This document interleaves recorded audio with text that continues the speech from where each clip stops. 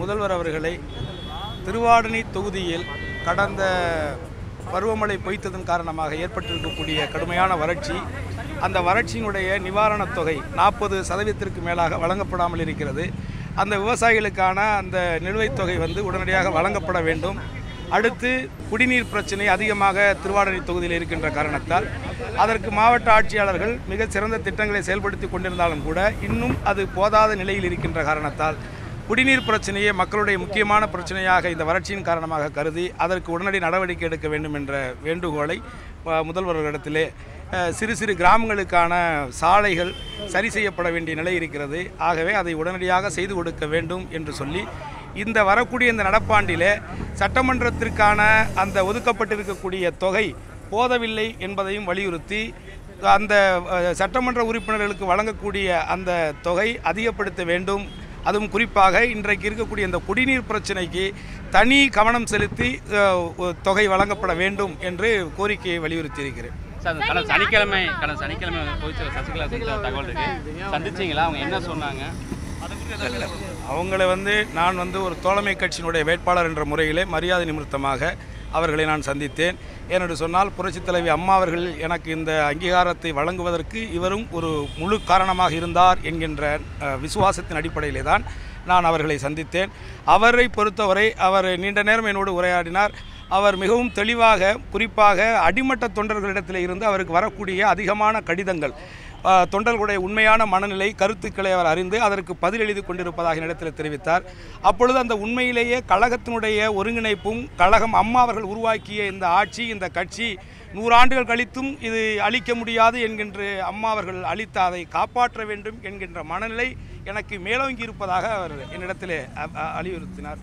ஆகவே நிச்சயமாக இந்த ஆட்சி தொடர்ந்து நடைபெற வேண்டும் என்பதுதான் தோழமையாகி இருக்கக்கூடிய முக்குளத்தூர் புலிப்படையினுடைய வேண்டுகோளாகவும் கோரிக்கையாகவும் இருக்கிறது. அதை மீண்டும் வலியுறுத்தி உடலை நீங்கள் சரியாக பாதுகாத்துக் கொள்ளுங்கள் என்று என்னை பொறுத்தவரை அன்பாக அவரை நலம் விசாரித்து விட்டு வந்திருக்கிறார்.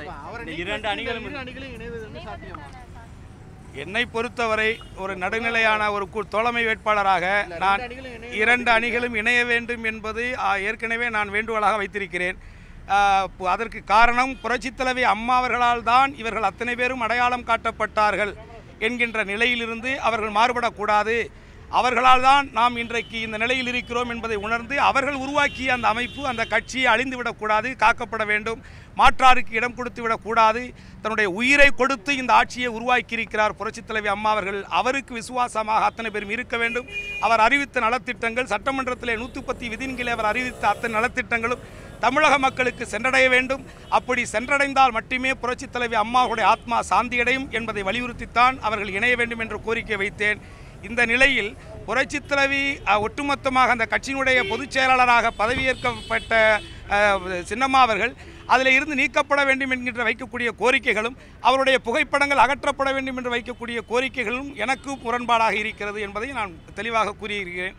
ஆகவே இது அவர்களுடைய உள்கட்சி பிரச்சனை இருந்தாலும் எங்களை போன்ற பொதுமக்களுடைய வேண்டுகோள், அம்மாவினுடைய ஆட்சி நல்லபடியாக நடக்க வேண்டும். அதற்கு அவர்களுக்குள்ளே இருக்கக்கூடிய கருத்து வேறுபாடுகளை விட்டுக் கொடுத்து அம்மாவினுடைய நலத்திட்டங்களும் அவர்களுடைய செயல்பாடுகளும் சிறப்பாக இருக்க வேண்டும் என்பது தோழமையாகிய புலிப்படையினுடைய வேண்டுகோள்.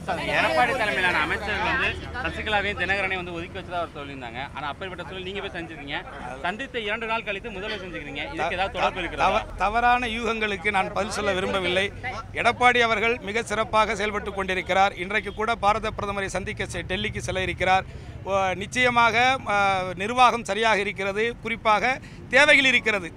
மக்களுடைய தேவைகள் அதிகமாக இருக்கின்ற காரணத்தால் அடுத்து மக்களும் ஒவ்வொரு தேவைகளும் உடனடியாக நிறைவேற்றப்பட வேண்டும் என்று எதிர்பார்க்கின்ற ஒரு காரணத்தினால் ஏற்படக்கூடிய சின்ன சின்ன இடைவெளிகளை தவிர மற்றபடி என்னை பொறுத்தவரை என்னுடைய தொகுதியின் சார்பாக நான் வைக்கக்கூடிய அத்தனை வேண்டுகோளையும் ஆட்சியாளரும் சரி, முதலமைச்சரும் சரி, சம்பந்தப்பட்ட துறை அதிகாரிகளும் சரி உடனடியாக விரித்து செயல்படுத்தி மக்களுடைய தேவைகளை சரி செய்து கொண்டிருக்கிறார்கள்.